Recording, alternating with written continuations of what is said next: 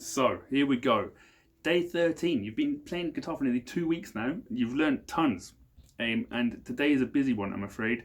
There's a lot to do. We're going to start off. We're going to go back to our notes up here. The colours, you know, G, A, B, C, D, E, F, G. But what we're going to do is we're going to play a game called intervals. And the idea is we're going to use G. Imagine that's the bottom of the hill, and we're gonna, or the bottom of a ladder. Imagine a ladder. We're gonna go up one step on the ladder and then back down, like this. So that would be G to A to back to G. That's our first interval.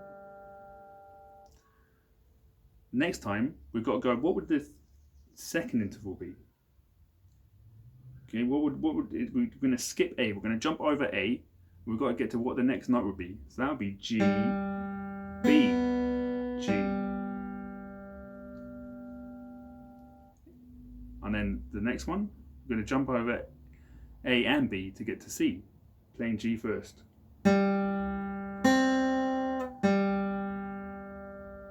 Is it making sense? And then we're going to go from G to D. I'm going to go all the way up. 1, 2, 3, 4. G, A, G. 1, 2, 3, 4. G, B, G. 1, 2, 3, 4. 2, 3, 4.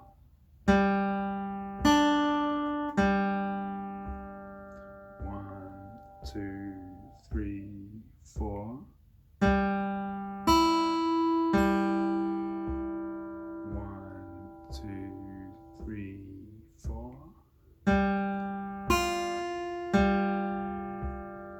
1, 2, 3. Last one. 1, 2, 3, and on. Now, I don't know, I just think that's a nice thing to practice. This is what it would sound like a little bit faster, but I don't want you to do it this fast because you're still thinking. But all these exercises you can go back over any time and just gradually increase speed on them, but this is what it starts to sound like. You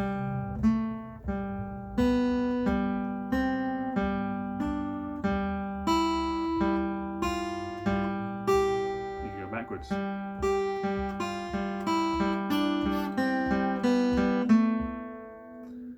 You start to just starting to play with the harmonics, and anyway, it's just a little warm-up game.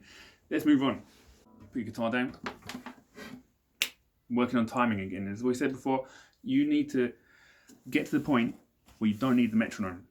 You need to be able to keep your steady beat yourself, and you've got to practice internalizing it. And sometimes if you just play guitar or you just work on an instrument you're working on, you're not developing your own inner sense of a rhythm and timing and pulse and all these important things. So I'm going to make you do an embarrassing game now.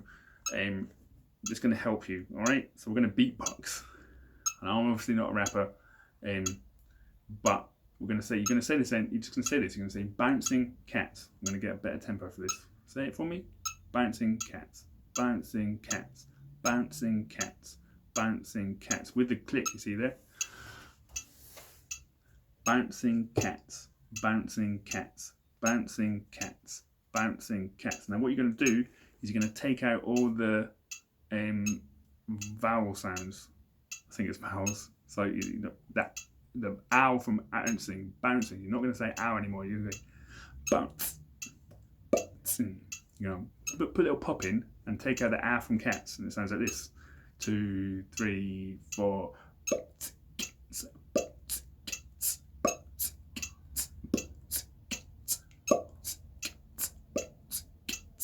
Okay, so have a little practice of that.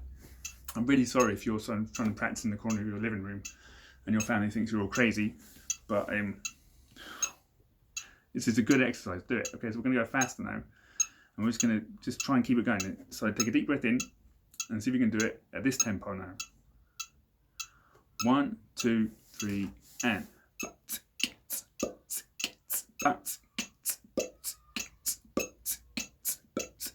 And the idea is to keep steady, keep going. So don't rush ahead of the beat, don't fall behind the beat. Stay exactly on it. Let's go faster. 1, 2, 3, 4.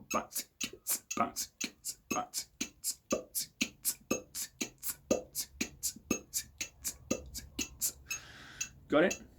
Let's do one more. Let's do a really fast one, and then I'll let you be normal again. Let's do a really fast one. Ready?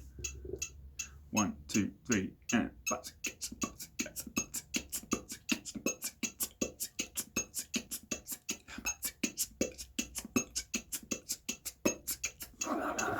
there you go. Right, well done. I'm sorry if you had to embarrass yourself in front of your friends and family to do that, but you're a better musician now, so it was worth it. We're going to go to the opposite end of the musical spectrum now, and we're going to play a song by Beethoven. It's called Ode to Joy. This is what it looks like in tablature. Okay? So, have a look at that. Look at that first line. Think to myself, what string are those first? There's a whole bunch of notes. What string is it on? What fret is it? What fingers am I going to use? Think all these things. Always prepare yourself before you start playing a piece of music. Read it, understand it a bit, and then start playing. One of the biggest mistakes you can make when you're learning is just to start playing like one note at a time, because you don't get an idea of the whole piece of music, and you're trying to learn it in tiny chunks, when actually taking like a sort of wide angle view of it is much better. So take a second and read through the whole top line there. Got it? Take a bit longer, that wasn't very long. Okay, and now another thing I want to point out is I've written above some indication of rhythm in blue, just for that second bar, because just so you know that the first 4 notes of that bar are single beats, but the second 2 notes you have to hold for 2 beats. Otherwise, if you play them all as singles, it's not going to sound like the song. This is what the song sounds like. 1, 2, 3, 4.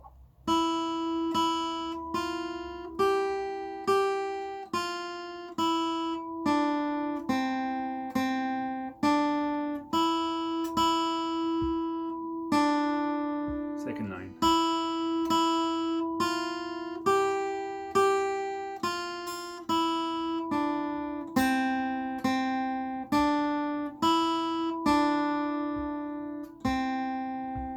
Now, you may well have heard that. It sort of crops up everywhere. I think it's called Ode to Joy. I hope it's called Ode to Joy, because that's what I wrote on the paper. It's by Beethoven. I want you to know, before you start playing, not going to start playing it, you're going to analyse this piece of music, all right? You're going to look, it's got 4 lines. I want you to see if you can see anywhere where there's 2 lines which are identical to each other.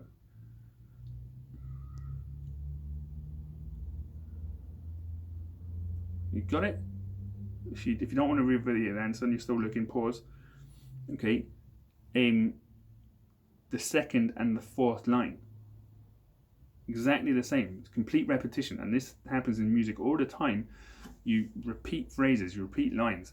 So if you think about it, this means that you're going to learn this a lot quicker now, because you know once you've played line 2 and you've got that right, you've also played line 4. So you've saved yourself some time there. Okay, and if you think about it, even line 1 and line 2 are incredibly similar. Have a look. They're really similar. Okay, so you, just by learning line 2, you've covered 75% of this song. Right, so let's look at line 2. We're going to start with that. Weird, we're going to start in the middle of the song, but we're going to do that. So, let's go. I'm going to put a metronome on, because keep ourselves nice and steady. That's single beats. So remember, at the end of the lines, there tend to be double beats. You have to hold it for 2. So, line 2, here we go. 1, 2, 3, 4.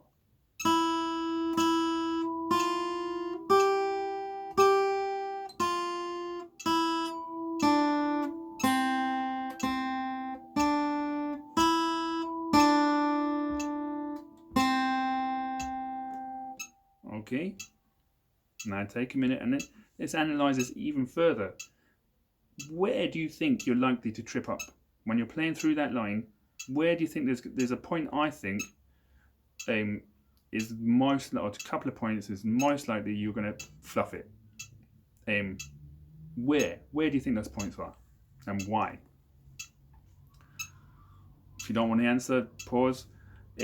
I think it's when you get to the end of that first block, that first bar, so about halfway through the line, when you have to switch from open E to the 3rd fret on the B string, because you're switching strings, and you might be concentrating fully on what your left hand is doing, and you're rocking and you're loving it, and then all of a sudden your right hand forgets to move strings. It's always quite tricky to move between strings.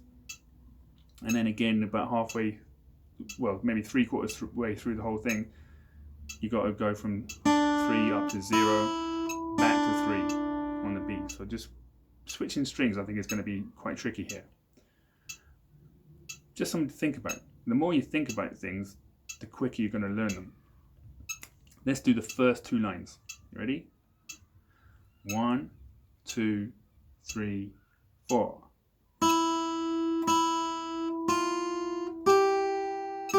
Get ready for a switch.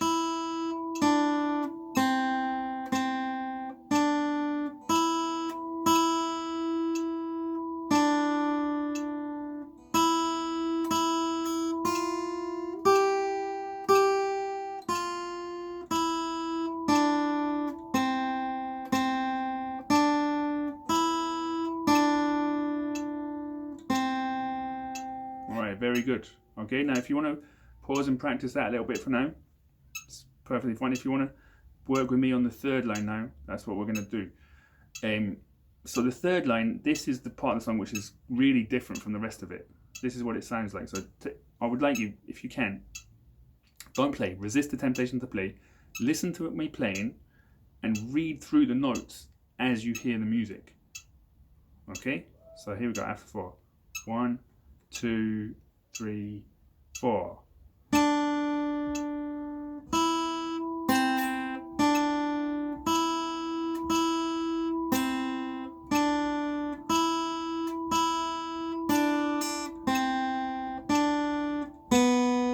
I played the wrong note at the end there because there was this. I had to switch strings and I missed it. You see what I'm saying? Like, even I do it, and I've played this millions of times.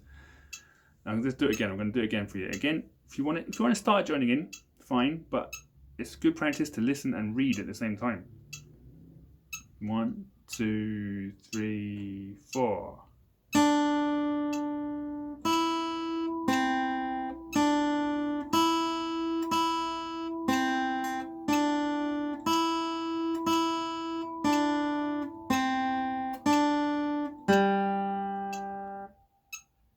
That's what it sounds like. So I'll pause now and play that a couple of times yourself.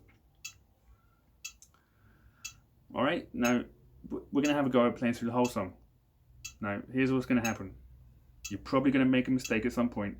Once you make that mistake, stop and wait until the next line is about to start and join in from there. Okay, because I'm going to keep on playing and the beat is going to keep on going. So once you make a mistake, you're not going to be able to magically catch up. You're going to need to just stop, wait till the convenient point, I suggest the beginning of a line, and pick up from there. Alright, it's a good technique to learn. So after 4.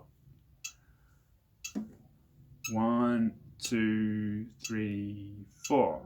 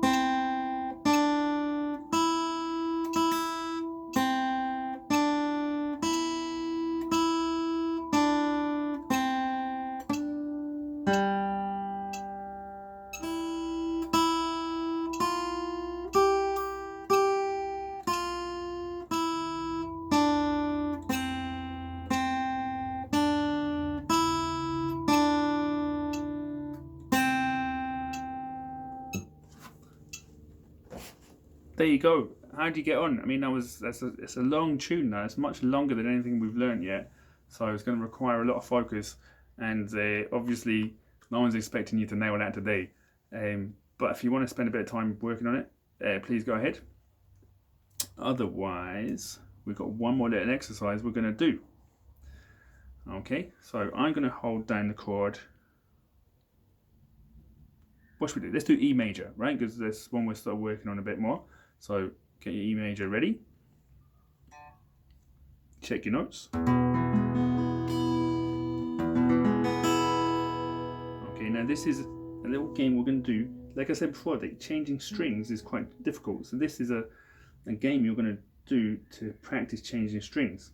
So you're skipping over. So we're going to play the root note E.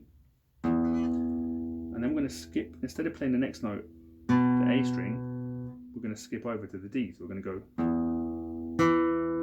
So you see that? We've jumped over one. Let me get nice and focused in there. So we're jumping over. Yeah? And then you're going to go back to the one you missed out. And then you're going to jump over that one. So let's do those first two moves.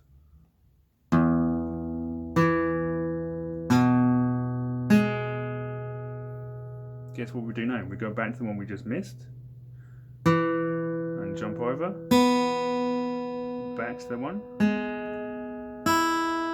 So you're going all the way through the chord by jumping back, jumping back, jumping back. Should we try it? This goes, this sort of dun, dun, dun, dun. 1, 2, 3, 4. E string, D string, A, G, D, B, G. Okay, so I'm just calling out the names of the strings there, not the actual notes, because you'll be holding different notes over there.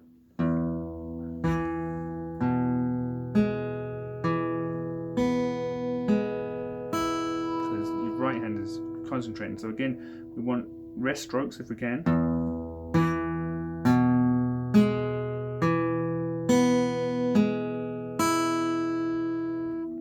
Maybe give your left hand a little rest now. So it's been holding that chord for a long time, so it's probably getting a bit tired. That's just a little thing you can do with chords to make them sound nice. You can do it again. Let's do it on E minor. So first finger off, E minor now. 1, 2, 3, 4.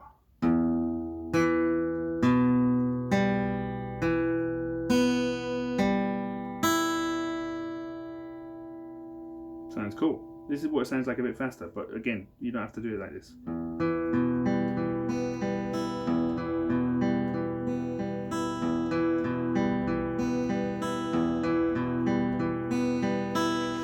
You're not going to get that fast today. But I just want you to see how these sort of simple ideas can start to sound really quite nice and quite musical. Alright, that's you for the day. That was a tough one. Well done.